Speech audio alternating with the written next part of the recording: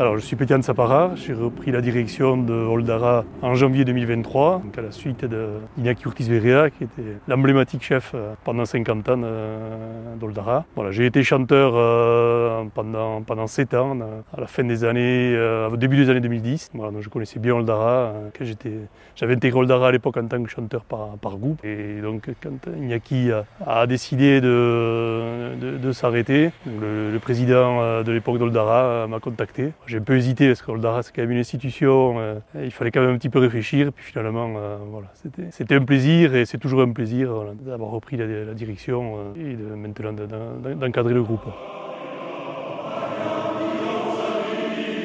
Alors, dans un premier temps, il a fallu un petit peu de temps pour que moi je m'habitue au groupe et que le groupe s'habitue à moi. Donc c'était le premier objectif. Voilà, c'est ça quand on reprend un groupe qui est très habitué à un chef, il faut arriver à se coordonner, à s'entendre, voir si ça fonctionne, arriver à se comprendre. Donc il faut un petit peu de temps. Donc ça a été le travail de l'année dernière qui s'est bien passé, très bien passé. Le groupe a été très bienveillant, j'ai pas eu de difficultés, on a pris un peu de temps. Et là on recommence maintenant à travailler sur des nouvelles pièces, dont certaines sont assez modernes, et essayer voilà, de compléter un répertoire qui est déjà riche. Il y a encore beaucoup de compositeurs et beaucoup de répertoires localement et on essaie, comme toujours dans l'esprit d'Oldara, de prendre aussi des pièces d'ailleurs aussi et essayer de compléter le répertoire et on verra des objectifs un peu plus ambitieux mais on prend le temps. Alors Koloa, c'est une vitrine pour les chœurs locaux et d'ailleurs. Moi, de manière générale, je suis très favorable aux échanges entre les chœurs, que ce soit localement ou plus loin. Moi, je fais partie d'autres chœurs avant, on a toujours été dans l'échange, au niveau du répertoire, au niveau des contacts. Et on a de la chance aussi d'avoir une fédération des chœurs enfin, qui a repris vie à l'initiative de Frédéric Soraitz, qui a relancé. Il y a des tables rondes pour les chefs de chœur, il y a des réunions, on y a adhéré cette année. Et pour moi, c'est très important voilà, que tout le monde soit dans l'échange et le partage. C'est un sport collectif, il faut que ça le reste aussi au niveau des chœurs, globalement. Je suis Thomas Ducoureau, chanteur à Oldara depuis 10 ans maintenant. J'ai pris la suite, ou en tout cas j'ai intégré le chœur suite à l'expérience de mon père dans ce chœur aussi. Et donc cette valeur de transmission et de pérennité était très importante et j'ai trouvé vraiment ce grand plaisir. L'un de mes plus grands plaisirs, c'est d'être aujourd'hui coprésident et d'avoir le plaisir de partager avec Daniel la coprésidence du chœur Oldara. Alors voilà, Daniel Arsubi. Donc moi je suis au sein du groupe Oldara depuis 22 ans. Et c'est la passion du chant qui m'a fait venir dans ce groupe. Et ensuite, moi ce que je dis toujours, c'est que ce groupe, ça dépasse en fait le périmètre du chant. On est plus que ça, on est une bonne bande de copains. Voilà, quand dans les mauvais moments, dans les bons moments, on sait qu'il y a toujours une présence, une compagnie, ou en tout cas voilà, ça c'est quelque chose que j'ai ressenti de suite en intégrant ce groupe. Et voilà, comme dit Thomas, aussi fier aussi un petit peu de reprendre un petit peu le flambeau de cette transmission en tant que coprésident.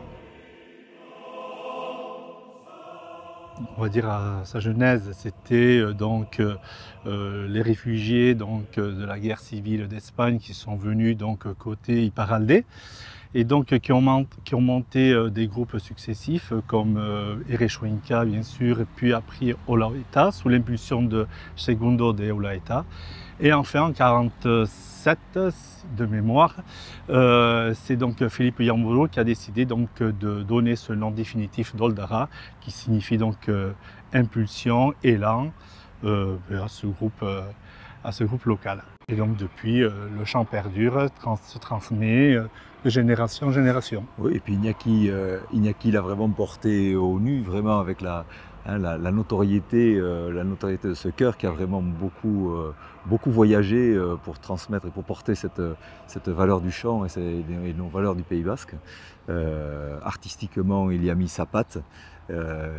Et aujourd'hui qu'il a pris sa retraite, effectivement, on est ravis d'avoir Petian Saparats à la suite, qui est vraiment dans la continuité de ce même esprit, de cette même dimension artistique. C'est vrai que finalement, ce nom d'Oldara, eh bien, il a tout son sens tout au long de son parcours. Voilà, on a à chaque fois une Erignaki. Maintenant, on va connaître une période avec Petian.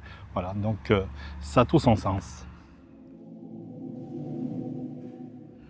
Moi, avant tout, ça a été une rencontre. Une rencontre avec d'autres chœurs, d'autres chanteurs, puisque un chœur, même si quand il se livre au public, c'est un ensemble, mais c'est un ensemble d'individualités qui est vraiment très plaisante à rencontrer parce que chacun l'aborde différemment et en fin de compte, tout le monde se retrouve pour exprimer ce qu'il aime le plus et à savoir chanter. Et puis moi, l'autre rencontre, ça a été aussi les chefs de chœur. Parce que même si on connaît le nom des groupes, pour ma part, en tout cas, je connais peu de chefs de chœur, d'autres chefs de chœur voilà. Et en fait, chanter pendant Korouak avec d'autres chœurs, dirigés par d'autres chefs de chœur, c'est une autre expérience musicale. Et ça donne cette dimension très humaine dans le rapport entre le chef de chœur et les choristes. Mais quoi rajouter? Pas grand-chose, si ce n'est que moi je tiens quand même à féliciter, à remercier Essina Chiac, parce que c'est un événement moteur pour la culture basque à travers le chant, en invitant comme ça toutes les chorales d'Iparralde plus d'autres chorales.